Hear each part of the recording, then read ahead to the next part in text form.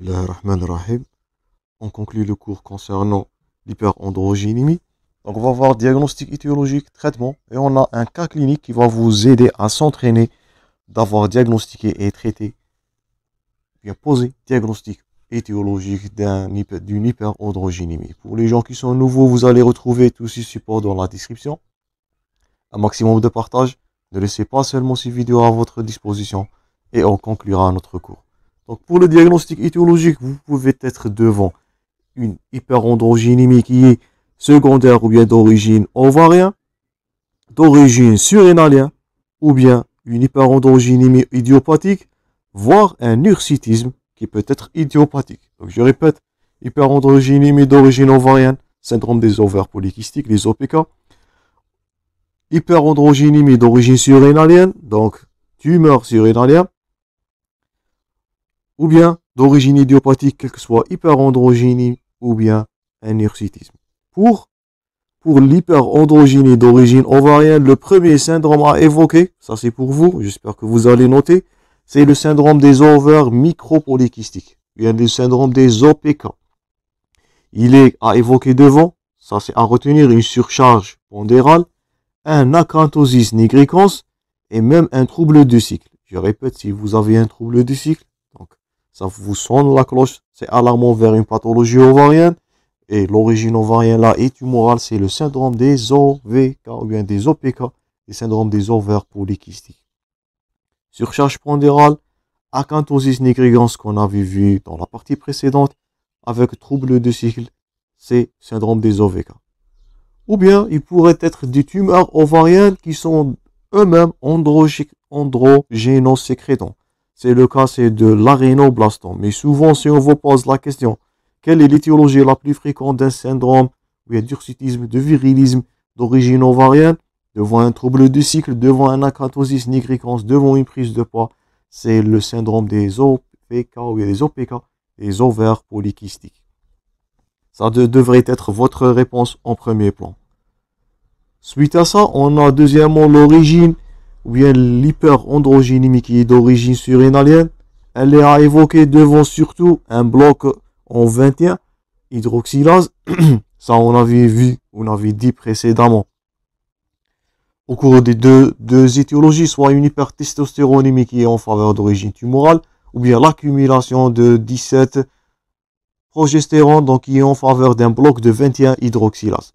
Donc, c'est une hyperplasie congénitale des surrénales par un bloc enzymatique, surtout je répète, c'est le 21 hydroxylase, ce sont les deux étiologies à évoquer, ou bien il pourra s'agir d'une tumeur surrénalienne virilisante. Donc soit trouble de cycle, acanthosis nigricans, vous allez vous orienter, donc en association avec un taux de testostérone qui est très élevé, les deux pathologies à rechercher premièrement, donc hyperandrogénie d'origine ovarienne, syndrome des ovaires polykystiques, voire une tumeur ovarienne androsécrétante. Par contre, si vous avez le deuxième diagnostic, donc le bloc de 17, ou bien l'accumulation de 17 hydroxyprogestérone, souvent il s'agira d'un bloc de 17 OH, ou bien 17 hydroxylase, et vous êtes devant une hyperplasie congénitale des surrénales. Ça va être, cette dernière va donner un bloc enzymatique, ou bien vous êtes directement devant une tumeur surrénalienne qui est virilisante. Donc ce sont les deux étiologies les plus fréquentes à évoquer, je répète, syndrome des OPK, tumeur ovarienne, hyperplasie congénitale de la surrénale, voire une tumeur surrénalienne virilisante. Là voilà, donc c'est un schéma qui récapitule ce qu'on avait dit. Le voilà, le 21 hydroxylase. Donc un blocage au niveau de cette enzyme, ça va donner l'accumulation de 17 hydroxyprogestérone. Donc ça nous fait rappel à la physiologie de synthèse des hormones ou des androgènes. Accumulation de ces dernières. Donc pas de conversion vers un estradiol ou bien de cortisol, voire l'aldostérone. Donc le 21 hydroxylase, c'est l'enzyme clé pour que ce cholestérol va être transformé d'autres minéralocorticoïdes, de cortisol et bien sûr de l'estradiol. Donc blocage au niveau de 17 hydroxyprogestérone. Ce dernier, il va être converti en, faites attention, DHEA, SDHEA et de testostérone de grande valeur et vous avez là votre syndrome d'hyperandrogénie. Sur le plan physiopathologique, on a abordé ça avec détail. Toujours consultez vos parties en enchaînement. Donc, dernièrement, donc avant d'entamer le traitement d'abord, on a la notion donc là de l'hypertrophie du clitoris. On insiste sur ce point-là. N'oublie pas de faire un examen gynécologique devant un hirsutisme ou bien de virilisation, virilisme. Donc ça c'est un petit rappel embryologique, peut-être une question d'examen. Notez-vous bien que jusqu'à la 7e semaine, les deux organes génitaux externes de l'homme et de la femme, des deux sexes, ils ont le même aspect. Donc le voilà, l'aspect jusqu'aux 7e semaine. Donc c'est le stade indifférencié, vers 5 à 7 semaines. Donc ça c'est un tubercule génital. Ce dernier peut évoluer soit vers un clitoris chez la femme, ou bien vers une verge chez l'homme. Donc, s'il s'agit d'une hypervirilisation, ou bien d'un syndrome d'hyperandrogénie, donc ce dernier, on va noter une hypertrophie du clitoris. La voilà, une hypertrophie du clitoris. Donc, c'est un syndrome de virilisation, presque masculinisation de l'appareil génital féminin. Ça va vous penser vers un déficit de cette enzyme congénitale et en faveur, je répète, une hyperandrogénie ou bien une virilisation d'origine enzymatique. Dernièrement, le traitement. Donc, on a deux traitements. Donc, traitement symptomatique et traitement étiologique. Donc, on traite les symptômes et on traite bien sûr l'étiologie. Nous sommes en train de rechercher toujours l'étiologie soit surrénalienne, soit ovarienne ou bien idiopathique. Donc, pour le traitement symptomatique, on a des traitements médicamenteux pour bloquer l'action de ces androgènes. On a le traitement esthétique, donc pour l'hirsutisme, pour l'hyperpilosité, pour l'hypertrophie du clitoris, donc sur le plan esthétique, chez les femmes surtout. Et on a le traitement étiologique, bien sûr, d'après qu'on va préciser l'étiologie de ce dernier trouble. Donc le voilà. Les traitements médicamenteux, donc il s'agit de deux types. Je vous invite à les noter. On a des médicaments qui vont freiner la sécrétion des androgènes, donc à séparer là et à garder bien sûr. Et deuxièmement, on a des médicaments qui vont s'opposer à l'action de ces androgènes. Soit on va bloquer la sécrétion totalement, ou si on ne peut pas bloquer cette dernière, on va agir sur les sites de fixation et on a des médicaments qui vont bloquer, s'opposer à l'action de ces androgènes. Donc toujours au niveau surrénalien et au niveau ovarien. Donc, ce sont les deux lieux de sécrétion. Donc, pour l'ovaire, si vous avez un syndrome des ovaires polykystiques, ça nous fait rappel à la gynécologie. Donc, c'est la pilule œstroprogestative. Ça va bloquer la sécrétion de ces androgènes ou bien ce testostérone.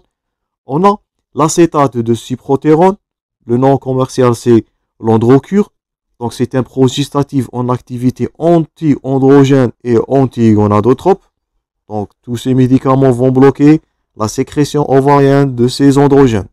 Donc, pilule, acétate de cyprotérone ou bien cyprotérone. Donc, c'est l'androcure. Au niveau surrénalien, donc, c'est l'hydrocortisone. Donc, pour bloquer, pour avoir un rétrocontrôle sur la fonction surrénalienne. Donc, il est à donner à une prise unique, vespérale, la nuit, de dosage bien à dose de 15 à 20 mg par jour. Donc, au niveau ovarien, donc si vous allez diagnostiquer, poser les diagnostics d'origine ovarienne de cette sécrétion, votre traitement c'est facile, œstroprogestative ou bien l'androcure, qui est l'acétate de cyprotérone. Un origine surrénalien, donc on a vu surtout un bloc du 21 hydroxylase. J'espère que vous êtes en train de simuler. Le traitement là, c'est l'hydrocortisone pour faire un rétrocontrôle et inhiber la sécrétion vespérale, je répète, la nuit. Au cours, ou bien c'est le moment où la glande, elle est en train de sécréter. On va supplémenter en hydrocortisone. Ça va faire le rétrocontrôle. La glande surrénale, elle va arrêter sa sécrétion. Donc, ça nous fait rappel à la physiologie de la sécrétion ou bien de la fonctionnement du glande surrénal. C'est pour cela la corticothérapie, elle est administrée le matin pour ne pas tomber dans l'insuffisance surrénalienne. Dans notre cas, là aujourd'hui, on va administrer cette thérapeutique la nuit vespérale. On a l'intensité de bloquer la sécrétion de cette surrénale. Donc ça, c'est premièrement pour les médicaments qui vont bloquer la sécrétion de ces androgènes. La deuxième thérapeutique modalité, ce sont des médicaments qui vont opposer à l'action des androgènes. Donc, soit en inhibant la fixation de dihydrotestostérone sur son récepteur, ou bien le blocage de l'enzyme clé. J'espère que vous notez ça. C'est le 5-alpha réductase. C'est l'enzyme clé qui est située au niveau, je répète, de follicule pilosébacé. N'oublie pas toutes ces notions, les notions de base qu'on a déjà citées, qui sont à retenir par cœur. Donc, pour l'inhibition de la fixation de ce DHT, on peut prescrire l'acétate de cyprotérone, on peut prescrire le spironolactone, l'aldactone, bêta-bloquant, ou bien le flutamide. Donc, tout ce qui est en rouge, bien sûr, c'est à retenir. Donc, pilule, acétate de cyprotérone en cas d'origine ovarienne, hydrocortisone en cas de pathologie surrénalienne. Donc, c'est très facile à retenir. L'inhibiteur de cette enzyme, ou bien l'inhibiteur de la fixation de DHT sur son récepteur, vous pouvez prescrire l'acétate de cyprotérone, spironolactone, non commercial, c'est aldactone, ou bien le flutamide. Dernièrement, pour bloquer le 5-alpha réductase, donc, vous pouvez prescrire le phénastéride, donc il va agir et qui va bloquer ce dernier enzyme qui est l'enzyme clé dans la genèse de ces androgènes. Donc, j'espère que c'est clair jusqu'à maintenant. J'espère que vous avez noté toutes les modalités des traitements. Donc, dernièrement, on va conclure à ce cours avec un cas clinique pour mieux comprendre. Donc, j'espère que vous avez cité les 3 ou bien les 2 diagnostics. Je répète, on récapitule. L'origine ovarienne, c'est le syndrome des ovaires polykystiques. C'est une indication progestative, œstroprogestative. Ou bien, deuxième modalité qui est l'acétate de cyprotérone. L'origine surrénalienne, vous êtes devant un bloc par hyperplasie congénitale, donc surtout chez un nouveau-né, hyperplasie congénitale par bloc enzymatique, pathologie néonatale, ou bien tumeur surrénalienne virilisante qui nécessite l'exérèse. On parlera de surrénalectomie, ça vous avez vu dans le syndrome de Cushing dans le cours précédent. Et les modalités de traitement dernièrement pour opposer contre l'action de ces médicaments, ou bien de ces hormones, ces androgènes, donc soit par bloquant la fixation au niveau du récepteur, ou bien bloquer le 5-alpha réductase, c'est l'enzyme clé. Dernièrement, on conclura ce cours par un cas clinique pour entraîner à diagnostiquer ou bien à s'orienter de quelle pathologie s'agit-il. Donc, c'est une mademoiselle âgée de 22 ans, donc jeune et célibataire. Elle va vous consulter par une hyperpilosité, surtout au niveau du visage. Donc, c'est pas un hypertrichose. Pour les gens qui ont suivi ce cours, c'est très facile maintenant à séparer entre les 2 pathologies. Donc, c'est un hirsutisme. Au niveau du visage, ça va, normalement, ce dernier devrait être glabre. C'est pas un hypertrichose. C'est un hirsutisme qui nécessite, dans ce cas, l'investigation. Ensuite, elle vous dit qu'elle a apparu à la puberté et a évolué très progressivement. Heureusement, la pathologie qui s'évolue de façon qui est progressive, donc on va balancer mieux, ou bien plus encore, vers une pathologie qui est non tumorale, heureusement. Elle a déjà consulté auparavant et on a lui prescrit un traitement sans bilan préalable. Votre patiente, elle a une charge pondérale, premièrement. Vous êtes en train de citer la triade, un acanthosis nigricans et un trouble du cycle. Ça, on avait vu pour les gens qui ont suivi cette partie, c'est le syndrome des OPK. Votre pensée est là. Donc, première question, quels sont les examens, ou bien quel examen, qu'est-ce que vous allez rechercher dans votre examen clinique? Donc, 2 signes, je répète, signes de virilisme, donc surtout au niveau des organes génitaux externes, hypertrophie du clitoris, n'oubliez pas ça, et les signes d'hypercorticisme, toute la symptomatologie qu'on a vu au cours du syndrome de Cushing. Ça, c'est premièrement. Donc, deuxièmement, quel est le bilan hormonal, je répète, de première intention? Là, voilà les 2 hormones, donc le testostérone surtout, le 17-OH progestérone,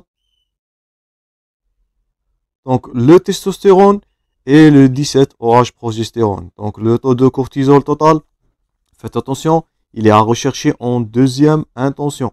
Donc en cas de diagnostic plutôt en cas d'orientation clinique. Là, on n'a pas cette dernière. On insiste surtout sur les signes de virilisme, les organes génitaux externes, signes d'hypercortisisme si on a un syndrome de Cushing à suspecter. Donc, les deux examens cliniques ou bien les deux bilans hormonaux de première intention, faites attention, on a insisté sur ça. Le testostérone, le 17-OHP progestérone, le taux de cortisol urinaire libre de 24 heures, c'est en deuxième intention. Ensuite, notre question, votre testostéronémie, elle revient 0,8 nanogrammes, donc elle n'est pas trop élevée, c'est pas supérieur à 1,5, elle n'est pas supérieure à 2, on est lointain de la pathologie tumorale, heureusement, et il s'agit d'un taux de 17 OH progestérone qui est à 1,55 nanogrammes. C'est pas trop élevé lui-même, ce dernier. Il s'agit pas fort probablement d'un bloc enzymatique. Le CLU, le taux de cortisol urinaire, il est normal. Le taux de prolactine, il est normal. Donc, il n'y a pas de prolactinome, il n'y a pas de syndrome de Cushing et il n'y a pas d'un bloc enzymatique ni d'une pathologie tumorale. Donc, on a éliminé presque 3 diagnostics différentiels. Donc, vous pouvez éliminer quoi? Un syndrome de Cushing, premièrement. On élimine le syndrome de Cushing parce que le taux de cortisol urinaire des 24 heures, il est normal. On élimine le prolactinome parce que le taux de prolactine il est normal. Et on élimine la pathologie tumorale. Pourquoi? Parce qu'il s'agit de taux de testostéronémie qui est inférieur à 1 nanogramme par millilitre. Et on élimine aussi un bloc du 21-OH hydroxylase. Donc 3 diagnostics à éliminer. Il nous restera quoi? Donc ça on a vu au début de ce cas clinique. Il ne restera que le syndrome des ovaires micropolykystiques. Donc la triade était acanthosis nigricans, augmentation ou bien augmentation pondérale et de troubles de cycle. Donc l'orientation là, c'est une pathologie au niveau ovarien. C'est pas une pathologie tumorale. Il n'y a pas de bloc. Il n'y a pas de syndrome de Cushing. Il n'y a pas de cause tumorale. Donc le reste, c'est un syndrome des ovaires micropolykystiques premièrement. Et l'examen à faire là, c'est une échographie pelvienne qui va vous montrer des micropolykystoses ovariennes qui vont vous poser le diagnostic syndrome des ovaires micropolykystiques. Donc ça, c'était un petit cas clinique pour vous orienter et pour vous traîner. Donc faites attention, basé sur tous les points forts qu'on a déjà cités, les examens de première intention, le diagnostic étiologique, donc les valeurs, donc les bilans à prescrire avec leurs valeurs normales, ils sont à retenir par cœur afin de poser le diagnostic de façon adéquate et bien sûr prise en charge. Dans ce dernier cas, donc en cas de syndrome des ovaires polykystiques, votre thérapeutique dernièrement serait une œstroprogestative, plutôt un œstroprogestatif en association avec de l'acétate de cyprotérone. Donc ça c'est tout, chers collègues, pour l'hirsutisme ou l'hyperandrogénémie. J'espère que les 3 vidéos sont utiles. Ne laissez pas ces derniers seulement à votre disposition. Un maximum de partage si ces vidéos vont vous aider. Donc on se rencontrera dans plusieurs d'autres cours très prochainement. Toujours du bon courage dans vos préparations. Merci pour votre attention et à la prochaine dans d'autres cours.